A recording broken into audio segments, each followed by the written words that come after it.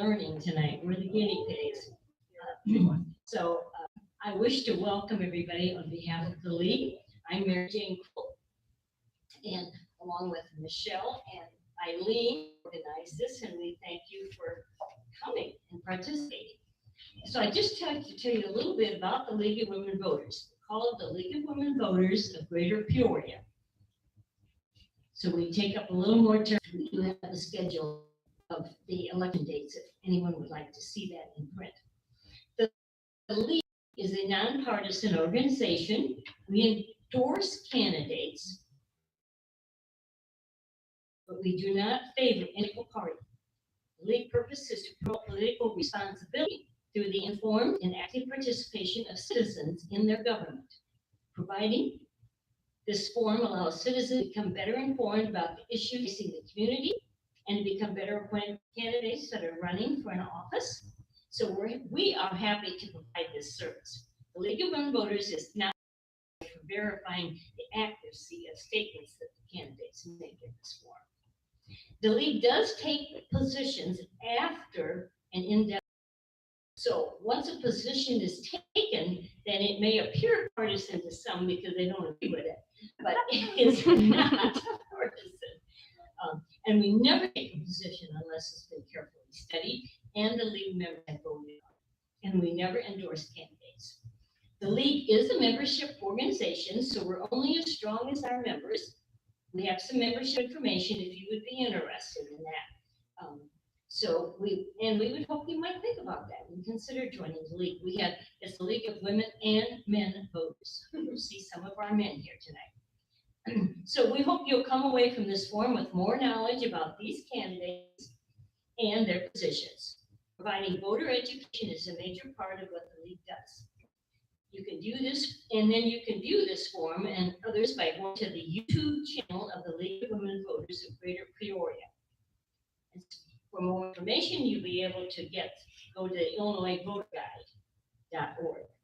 And we have the cards with that on, so if you don't have to remember all of that, you will be able to visit it, and we trust that you will. Tonight, we have Terry Feigl as our moderator. So she will introduce our candidates and she will give the rules. And we do apologize for not having the big tents with their names on them. That was our first goof today. So Terry, come and take over. Probably won't be our last goof, but we're doing our best. So thrilled to see people in person. First time we've been able to do this in several years. So we're back at it. Okay. Now, I'll explain the rules and I'll let you guys know there are timers. People are here to help you. There will be questions out here. So here's how we go. Okay. Tonight's candidates, let me introduce. This was done by cutting cards, and apparently one of our guys is real good at that. Steve Rieker. His opponent is Zupancic. Is that pronounced proper? Zupancic. Okay. And then in our second District 13, we have Terry Ruhland and Mike Antonacci. Correct? Okay. All right. You guys are stretching it. Okay. So we'll, and maybe what we'll do, maybe right in front of you. Okay. So there are several rules here. Before we start, first thing, if you have a cell phone, please turn it off. Second, no applause, although some of our candidates have asked for applause. Hold your enthusiasm until we're done. All right. That we don't want to take any time away from the candidates' ability to answer questions. We're thrilled they can be here and we can have a forum. Now, the candidates will have 2 minutes for an opening statement. Each candidate will have 1 minute to answer each question. We're going to rotate who goes first. Okay, we'll start this way, go to the end, come back. Each candidate will have 2 minutes for a closing statement. We have timers. You guys want to wave your dun-dun-dun? There they are. They will hold up a paddle to indicate how many seconds remain, so you guys know you won't be surprised. There is a stop paddle that will tell you time is up. For the audience, we have question collectors. Okay, wave your hands. Very good. If you have written questions, they'll pick them up for you. Not all the questions may be used. We may combine them if they're similar. Your questions will be answered, or each question that we use will be answered by all candidates. So don't direct your question to any one candidate. Now, candidates, if you want the question repeated, all you have to do is ask. So, are we ready to get started? It looks like Mary Jane has a question. They can just talk from where they are, and you don't need to pass that around. Our mic there will pick them up. Oh, even better. Okay. All right, that makes life a little easier. Okay. Steve, if you would like to start, our timer's ready. Yep. There you go. Okay. Well, thank you to the league for the invitation. My name is Steve Rieker. Hopefully the folks in the back can hear. I'll try to speak up some more. It has been an honor to serve on the county board the past 6 years, and I currently serve on 6 committees of the county board.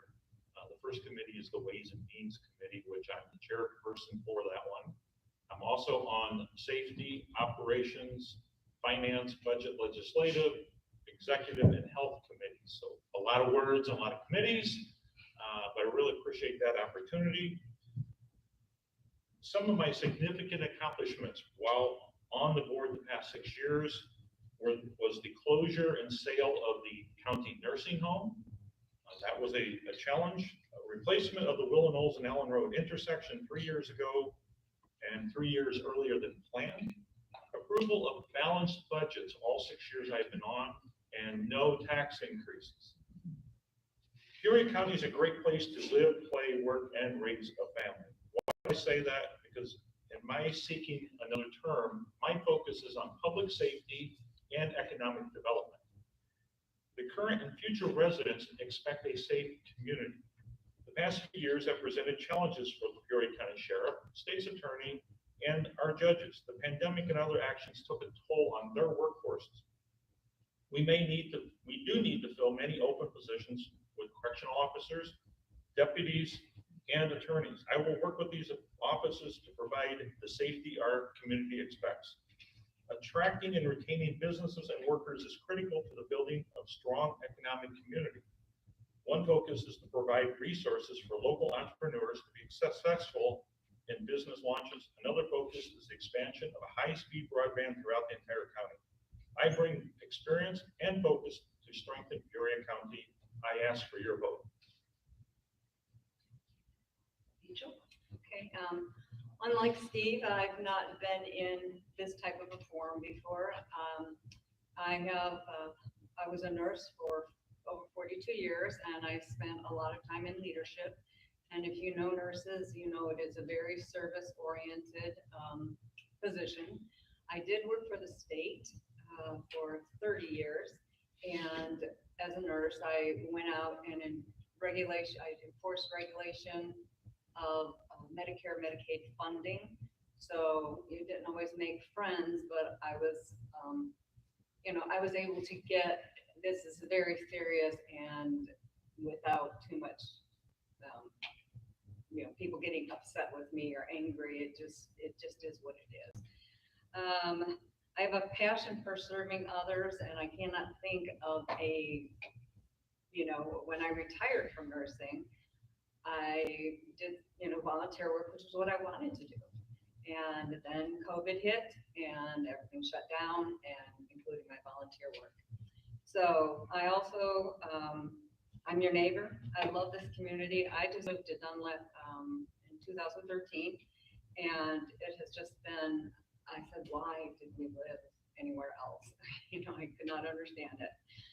I'm a very transparent person, and even if I'm not in the same party, I am being hired to do a job by District 15, and that is what I will do.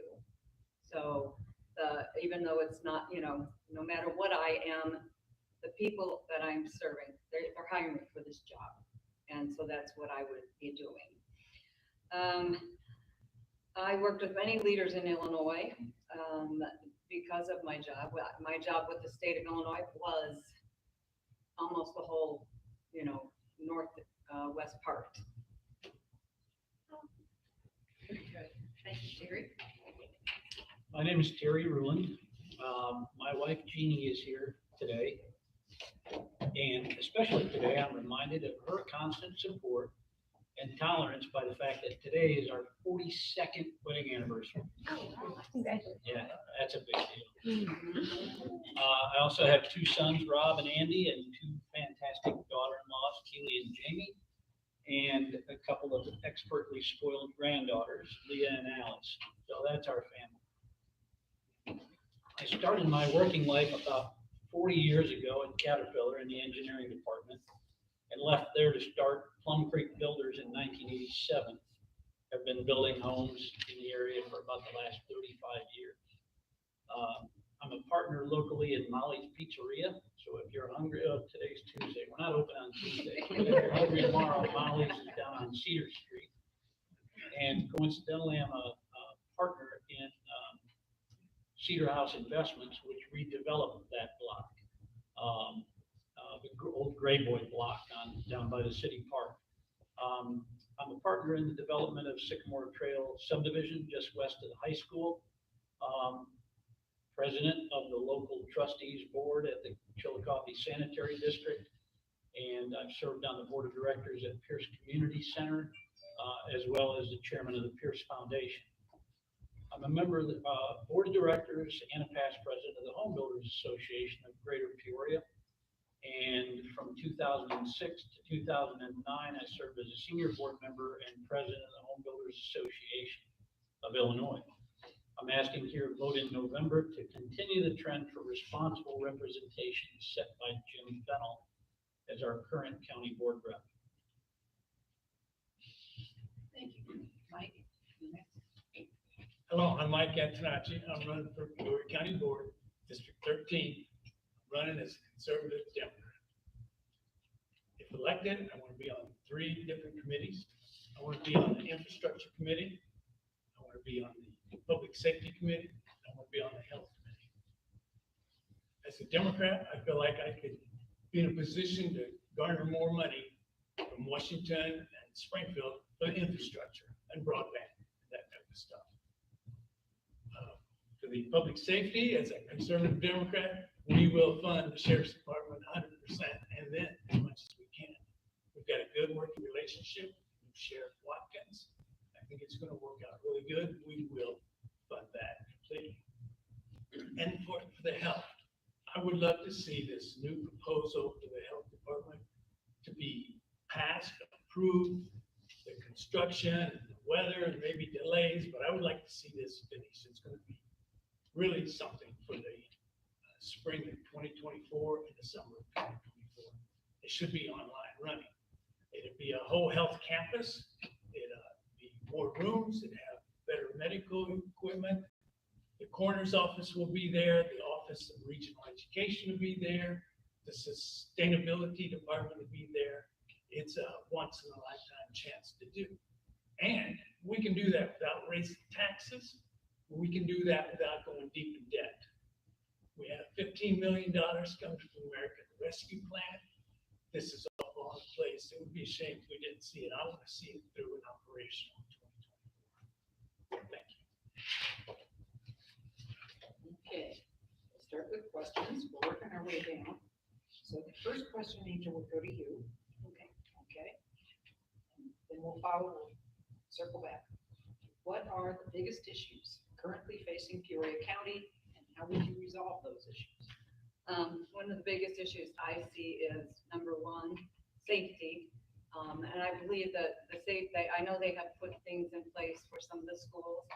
I think we need to do more because I cannot imagine, I have grandchildren in, public school system and things like, we have all these big glass doors. Well, a gun's going to go through that. So do we need a small door with a small window, or do we need bulletproof glass?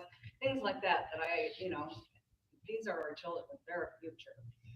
I also feel that the adult safety, I'm not sure how many videos we have downtown, but like CCTVs that they're helping solve crimes tremendously fast, much faster than they ever did, because they actually have a good picture. They find out stuff a whole lot faster. So safety is something that I really, I want my grandsons and great grandsons to live forever. Terry. I would say the most pressing and likely decision importance would be the health department building. I have some concerns. I share Mike's enthusiasm for the project itself, but I don't think it's being built in a location that serves the minority families that it serves most prominently. So I don't know that perhaps that ship has sailed and that's not an option that we have anymore, but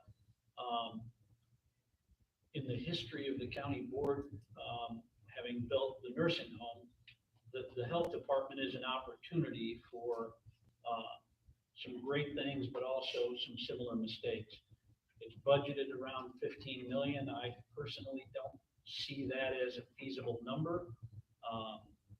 And with, presented with options and information about the new health department building, I think we need to make some very careful, responsible decisions. Thank you very much. Okay, Mike.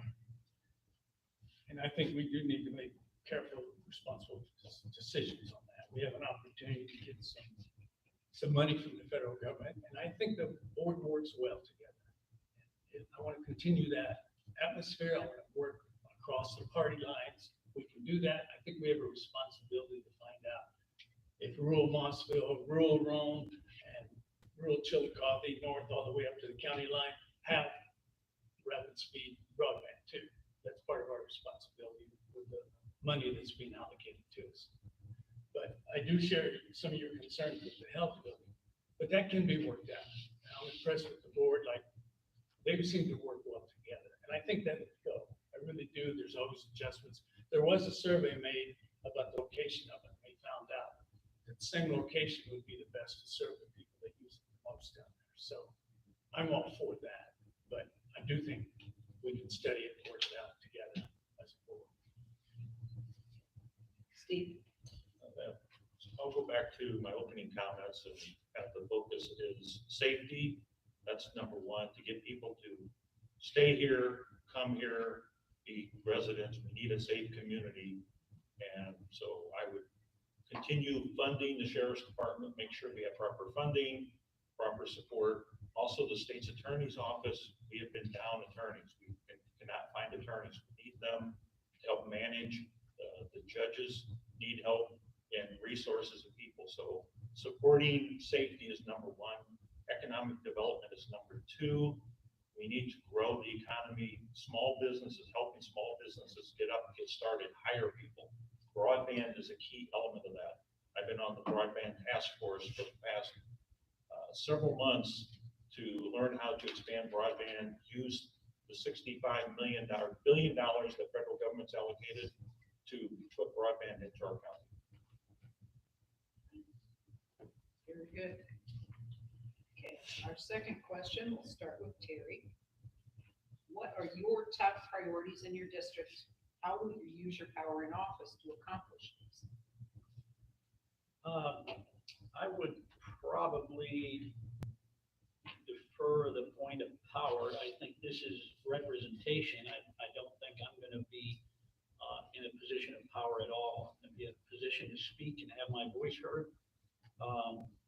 But I think as far as pressing issues, I'm a little concerned in the dispensation of the assets of the health department and our continuing responsibility for the bonds that were issued.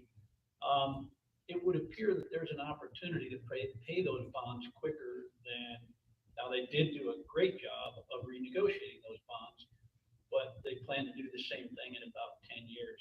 I would like to see that happen even faster.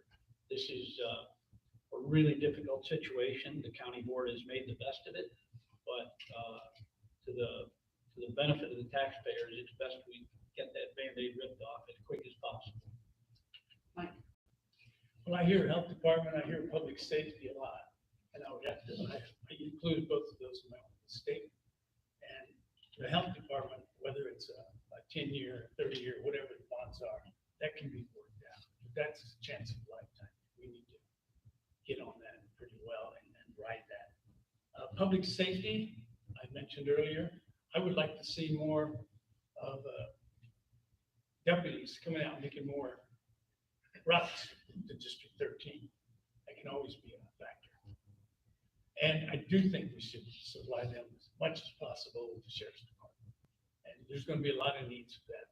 They will have a good feel for what they need and us. And I think we need to listen to them very well. Like I said, we've got a good relationship built with Sheriff Watkins. I think we like to continue with that. Thank you. Okay, Steve, in District 15, what are the issues? Well, thank you. I already spoke on safety, so I'll speak here on economic development, encouraging small businesses to come and open. One of the things that the county has been working on is a resource packet for small business entrepreneurs to get resources to start their business, understand what the readiness factor is. So I've been focused on that, helping that group build it out. It'll be ready in about 30 days. At the same time, I have also taken the initiative on my own because small business economic development has always been a passion. I do have a podcast series that's out interviewing small business owners. And so I did bring some cards for that. So if anyone's interested in hearing the podcast, that's not a county, that's my personal motive to help small businesses. And can you repeat the question? Absolutely. What are your top priorities in your district, and how will you use your power in office to accomplish those? Okay, top priority was, it's similar, is that we need to see not just District 15, but we need to see Peoria grow again. I know when I first moved down here, it was 150,000 people. So I think we need to, encourage small businesses. We need to have events like where the eating event, multicultural eating event, where people from my hometown come. And we need to show them that it's a safe place by, having officers around, or just, making sure that things don't happen.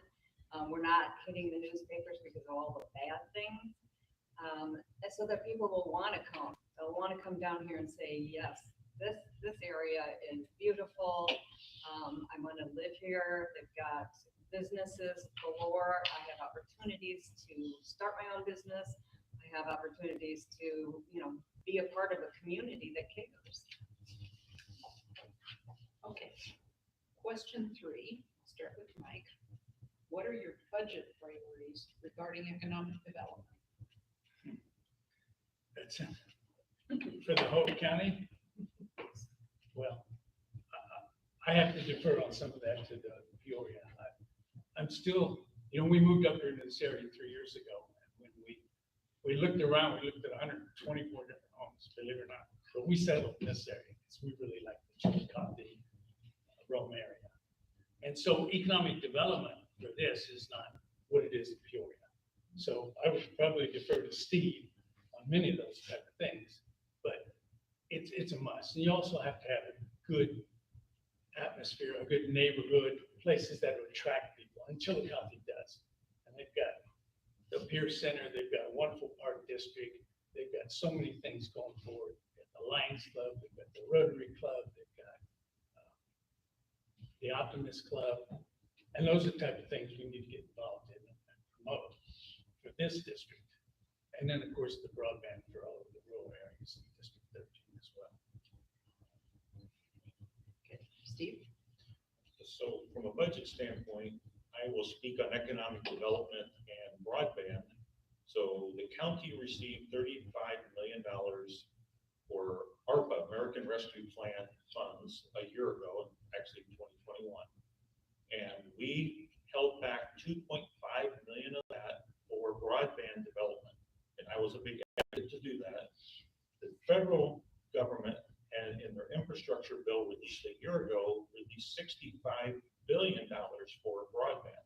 So if we're going to leverage our 2.5 million to bring in some of those funds from the federal government through the state to help build out our broadband infrastructure for our communities, our families, our businesses. We learned a lot during COVID. Children had to take classes from home, people work remotely, all kinds of challenges, remote medicine. So that's the focus that I'm looking at on a budget for economic development. Okay, I'm with Steve on the broadband. Now, I don't know all the details about it, but I do know that there are people who cannot afford internet, and their children are at higher risk for not being able to compete in the world because, I mean, some schools have writing, they write on the board, they work in teams and write on the boards. If they don't have access to internet, they're gonna fall behind. And I even think there's been some falling behind just because of COVID.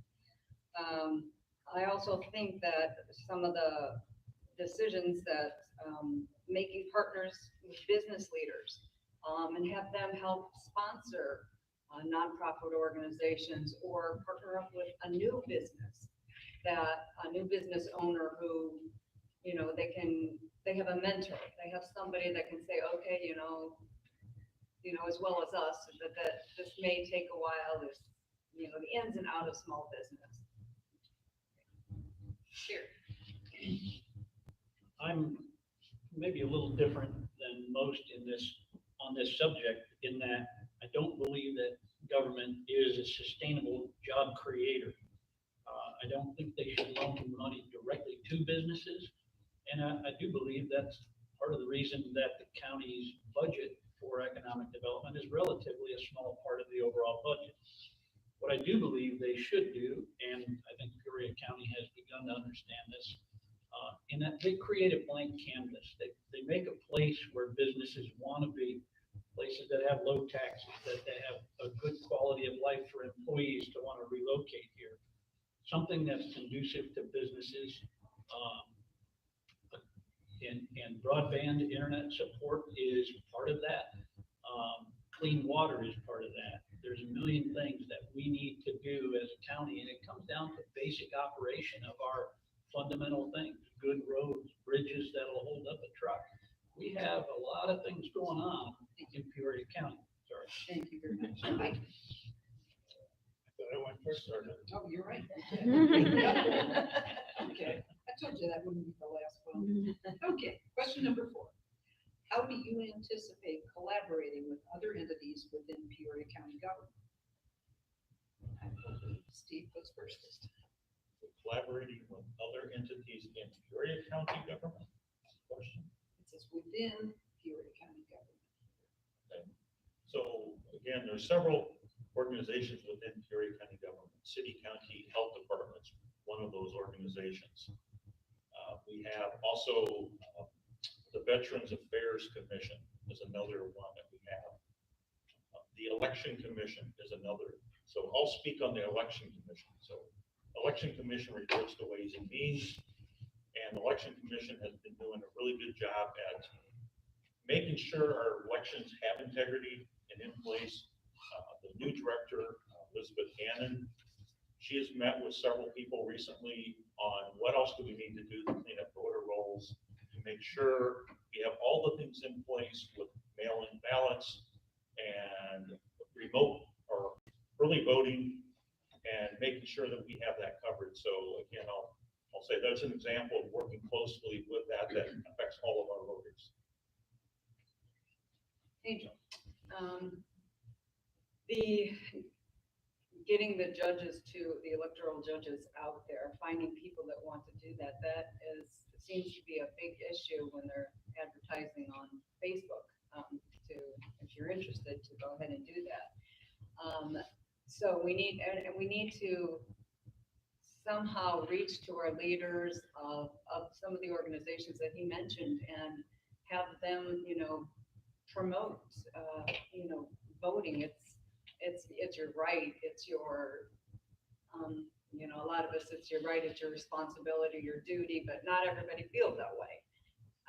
So, we don't want to push that, but okay, when election day is, you know, if you're a half day off, come in, you know, an hour later so that you can get to the voter's booth and you can make a difference and you don't have an excuse, you know, like my son works 7 to 7. So you don't have an excuse, but so here's some time to get that done. Terry. To work with a wide range of people, whether they're on the county board or within the county government, there is, has been some partisanship on the county board. I think we need to adopt a more third option mentality where people understand that it doesn't have to be your way or my way. We can find a place in the middle, we can compromise, we can negotiate, we can find common ground. So I think in the immediate needs of the county board, we need to have people who are reasonable and rational and fair with each other. And then relative to the rest of the components of county government, you have to try to get inside their head. I'm not a cop, I'm not a building inspector. So you got to try to get down in the trenches a little bit, understand their jobs, realize that they're difficult jobs. And so many times the county board member is called on to make it right. The building inspector won't let me do this. I want to make sure we all understand it's not always going to be your way. Well, that's kind of what I do best. I work with people. I work on committees. I can roll up my sleeves and work. I can develop consensus. I can seek compromises. When I was mayor of a small community in Shelby County before we moved up here, I was there for 4 years and we were in a fix. So we had to go out there and start working. Our water lines were shot. We had been embezzled money.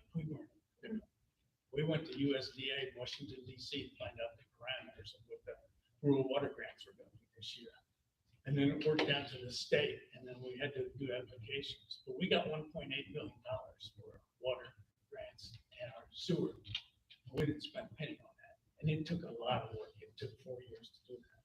I was once president of the FEM Classroom Teachers Association. We had to work with janitors, teachers, principals, superintendents, school boards, and the public. And we got a referendum out there to be tried to vote it on for new schools.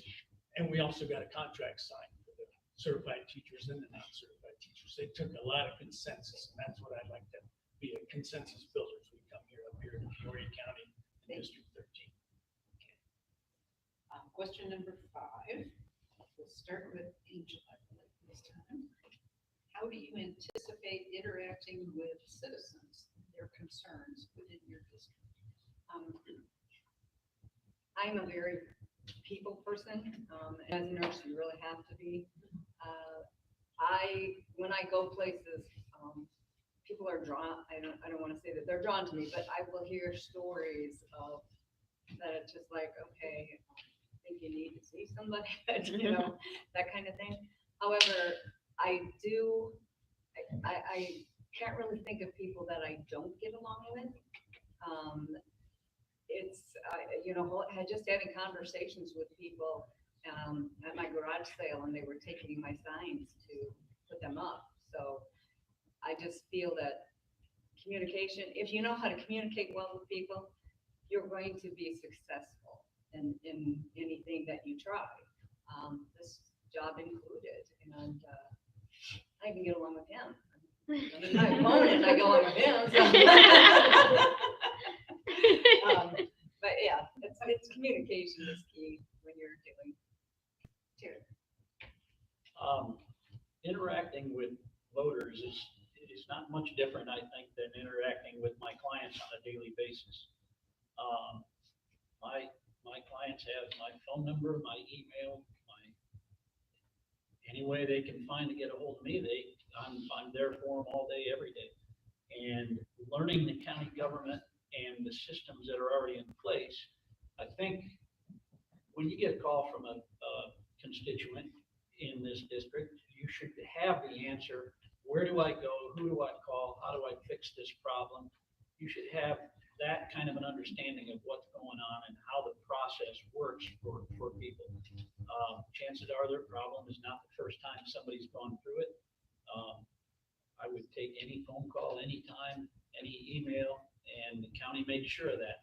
When you sign up to do this job, your name and number and your email address is on the county board website for everybody to find you. And we'll be there for you. As I've been going on this low budget campaign, I've been going door to door, and people tell me where we need a stop sign at.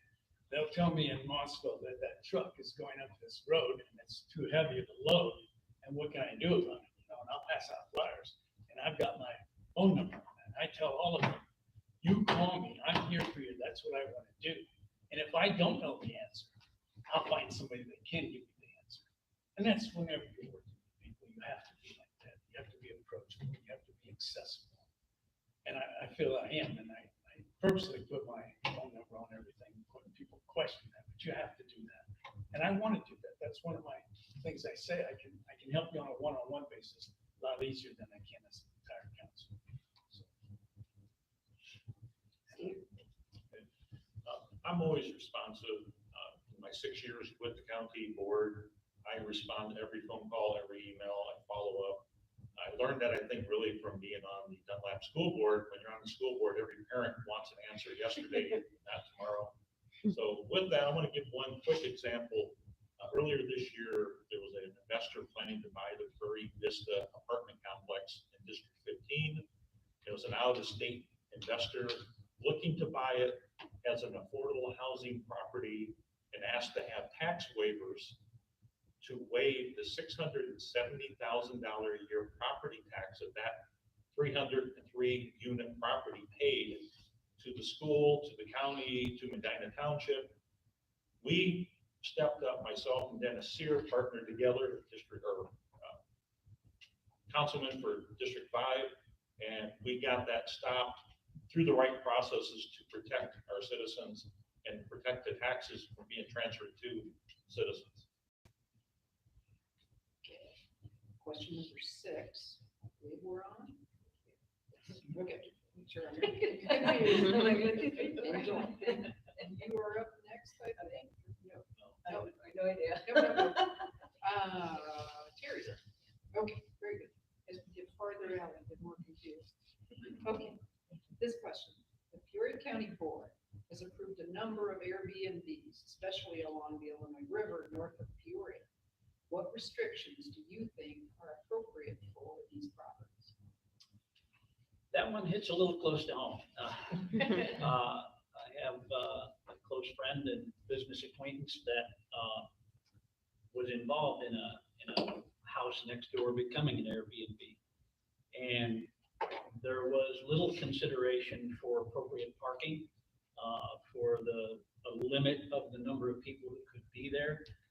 With an absentee owner, they don't always know if that guest shows up as a couple or 6 people.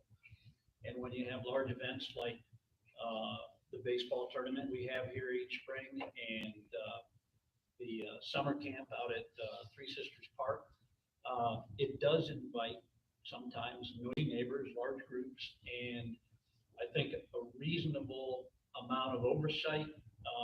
Look at what some other communities have done to make sure that we're not putting local hotels out of business. And I think it needs some oversight, and Peoria County has done too little so far. Mike? I think we need to hear these people. I was going door to door again, and a lady right along the river was complaining about her neighbors had Airbnb, and they're upstairs, but there was a house next to them, and they were gone. They had left for the month, and of course, it wasn't just that person they were renting. They were turned into a party atmosphere and that type of thing. And what can we do? And it's 12 people, and there was nothing that they could do. I think we ought to have to look to see how it's zoned commercially like that, and then we could put some kind of a limit on the number of people who stay there and that type of thing. I think it's totally reasonable, but it's probably just a problem that now we're going to have to start facing. But it is becoming a concern, especially along the river. They like to see that view, and they come for festivals and this sort of stuff. So it's happened more than one time too. So we definitely should lay some ground rules and have those people participate in the discussion. Steve? Yeah, I 100% agree with both Terry and Mike's comments about making sure it fits into community, it fits the neighborhood. There are a lot of Airbnbs in Peoria County that are unknown because they've never asked for permission to be zoned in. We're starting to work with them and putting zoning rules around.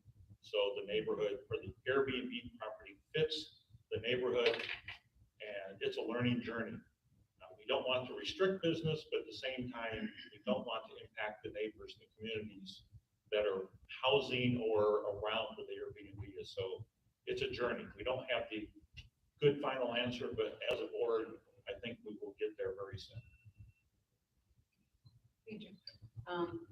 As someone who uses Airbnb, I follow the rules, but, you know, you brought up some very interesting, you know, if it's meant for two and, you know, the people, there's nobody around to make sure that does cause, you know, that is cause for concern. And, I do agree, oversight is needed. And maybe if there's nobody, like someone was saying the neighbor was never even there, that maybe, you know, someone in the community, delegates and goes out and makes sure that they're not having some party, you know, it's meant for 4 people and there's 20 people having a party in the backyard and cars all up and down. So we definitely need oversight on it. And I guess I thought Airbnb was the one that regulated them, but never thought about once you get there that it's not always ideal. Okay. Mike, you're the first person for question number 7. Give us your thoughts, please, on the removal of the county auditor. There's a referendum coming up on the ballot in November. Tell us your thoughts. I think there should be a referendum, and I think we should let the voters decide. And that's the way it's worded, and that's the way it should be. I've heard a lot of talk about it. I do know we have internal audits, we have external audits. I know Sisker does it in East Peoria. We've had award-winning audits for over 10 years now. I think they do a very good job.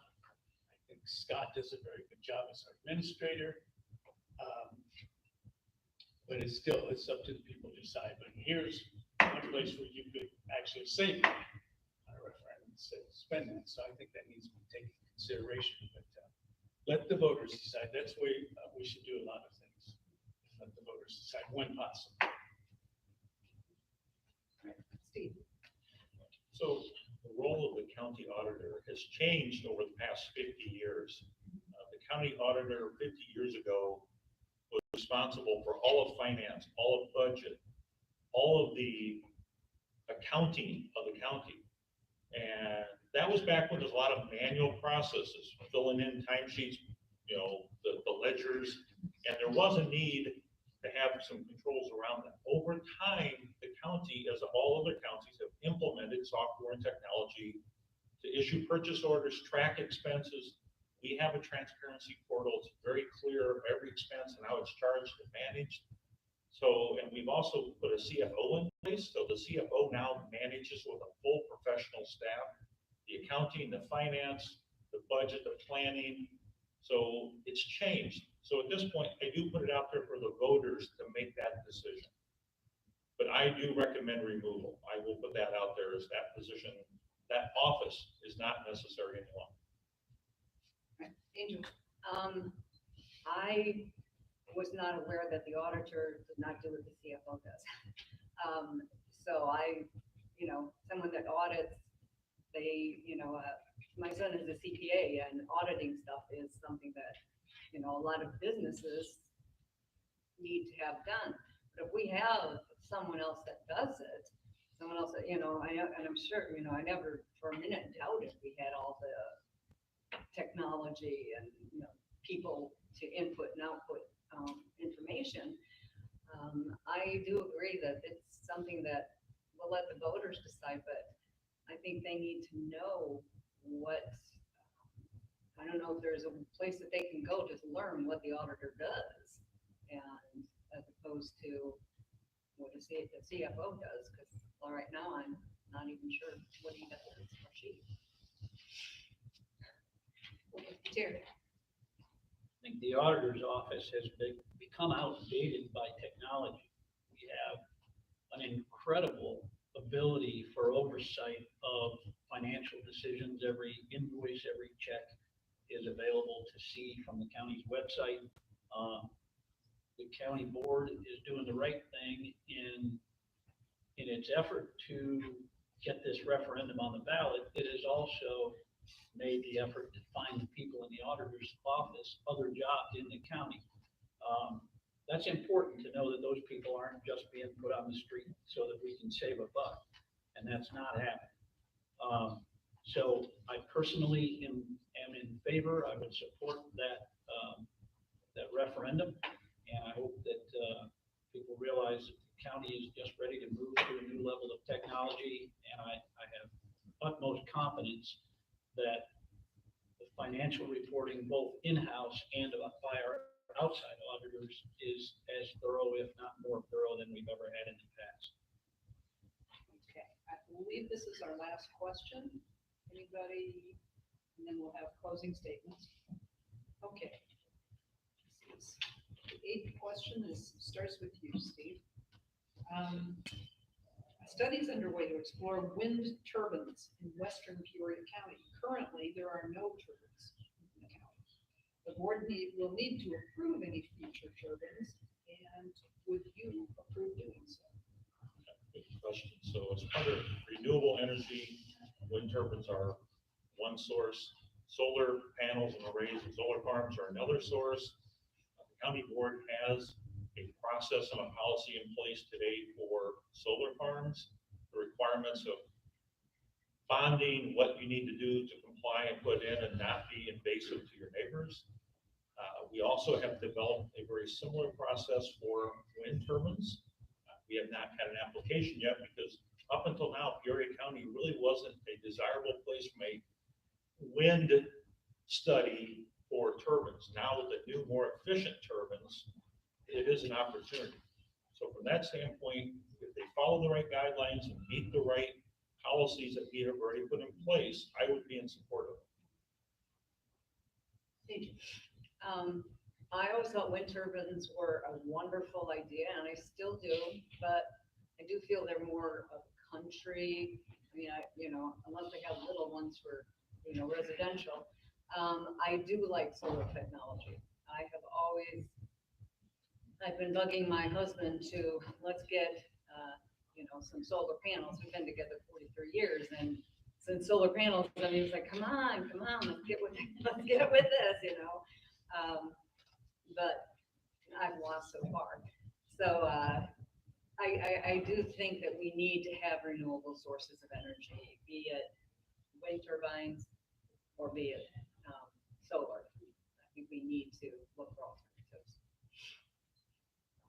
Terry?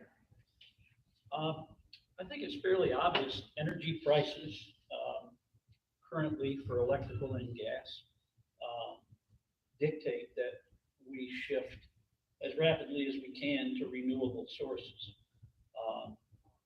This is important for the environment, for the planet, and again, proactively, the county, this is my same thought as we talked about earlier about business development. We're not going to give you $1 million to start your business, but we should lay the groundwork. We should write ordinances and controls and programs that will allow this kind of development and make it a desirable place for solar and wind farms to prosper. So I'm all in favor of it. I can't wait. Mike? Were those in the northern part of the county? My understanding is there aren't any turbines in Peoria County. Marshall and Stark. Yeah, and in McLean, but not Peoria. Right. Well, I'm all for it too, but I think it should be away from, urban centers. And of course, if it comes to say an area like Princeville, something like that, those people should have a lot of input in it. But yes, it is a way of the future. We need to get it's part of the solution, just like electric vehicles, solar power, and that sort of stuff. And we should do all the encouragement. I'm glad to hear Steve say they've already been one step ahead that the requirements on that. So definitely, if they meet those things, we should encourage them. We definitely should. At it's coming, we wouldn't want it to go around us. Okay, each of you will have 2 minutes for a closing statement. And we'll start with each. Okay. I really once again want to thank everyone for being here. I have always been service oriented. The minute I retired, I started seeing where I could serve. I also, sorry, I forgot what I was going to say.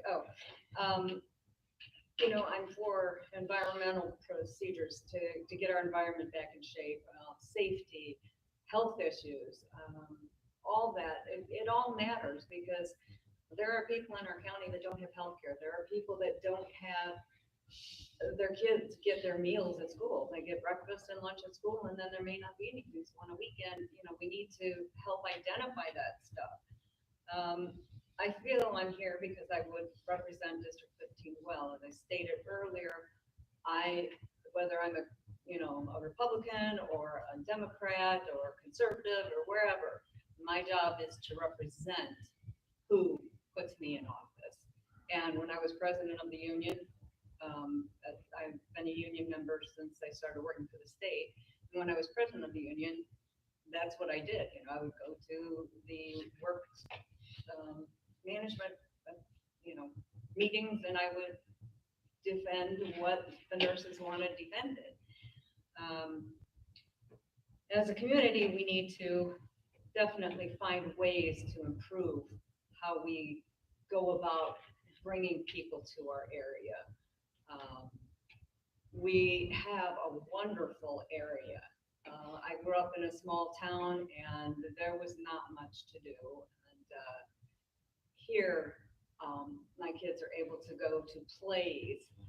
They're able to go anywhere and do so many more things that they're not getting into trouble. 41 and 38, they better not be now. I have grandsons coming up, so.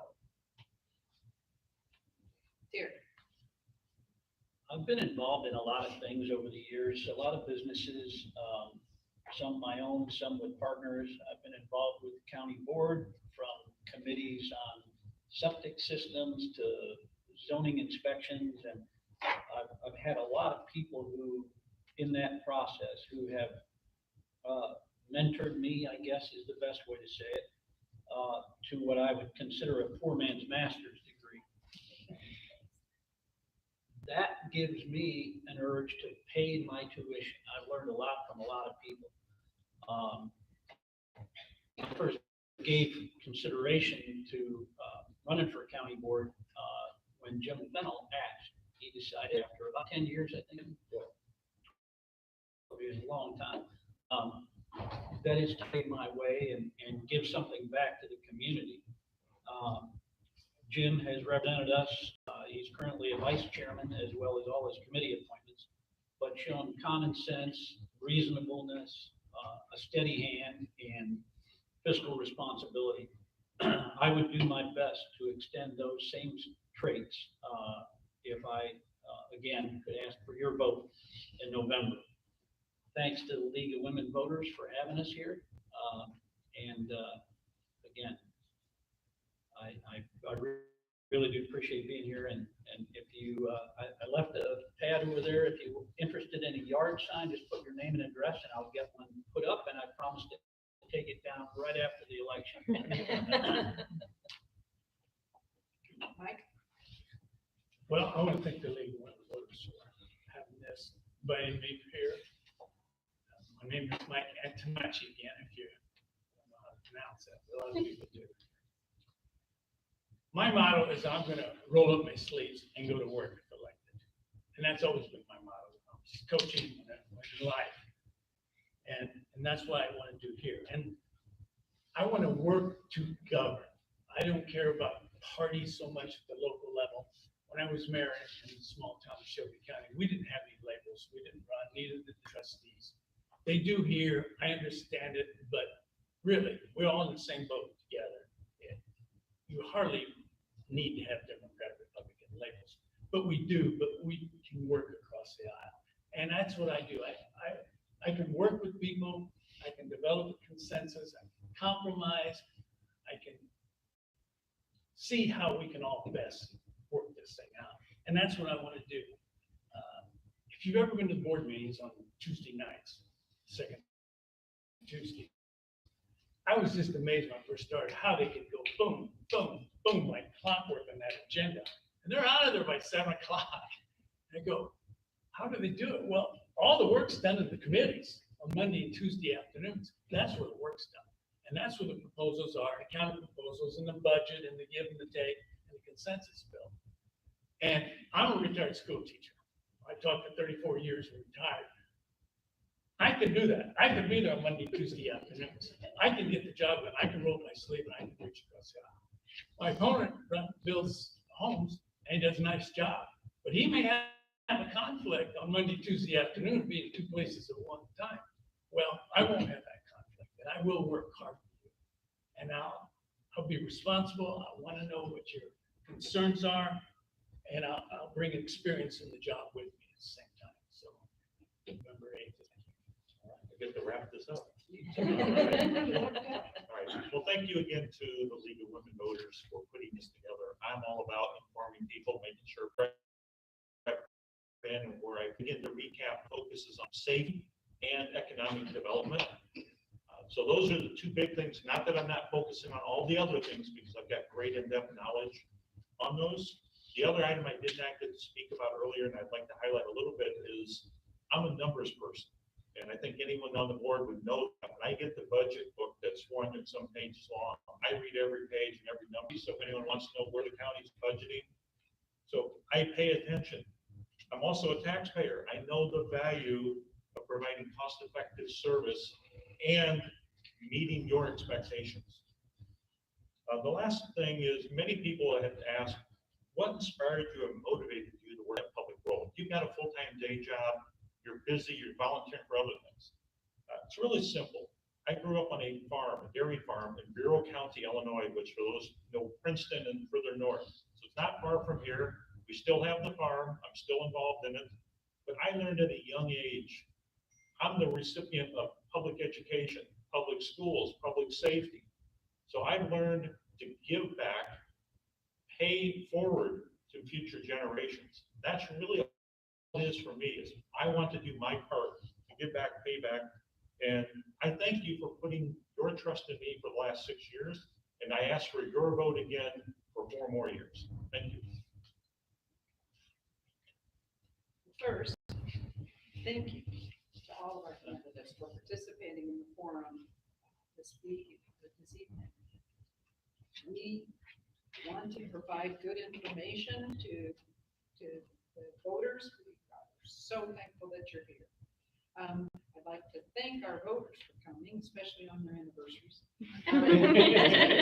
Attended, whether you're in the audience or streaming it on our YouTube channel. And I want to thank whoever let us use this building for the event. If we know who that person is, if you're here, thank you. It's a public facility. Love to see it used for such a great public service. Okay, here's the commercial part. I want to remind you, the Peoria League participates with the Illinois League in what we call the Illinois Voter Guide. It's a one-stop shop to find information about registering to vote, voting, and the candidates who are running in the primary and in the final election. If you want to get more information about that, you go to www.illinoisvoterguide.org to find out about your district. After redistricting, to register to vote, read survey responses from those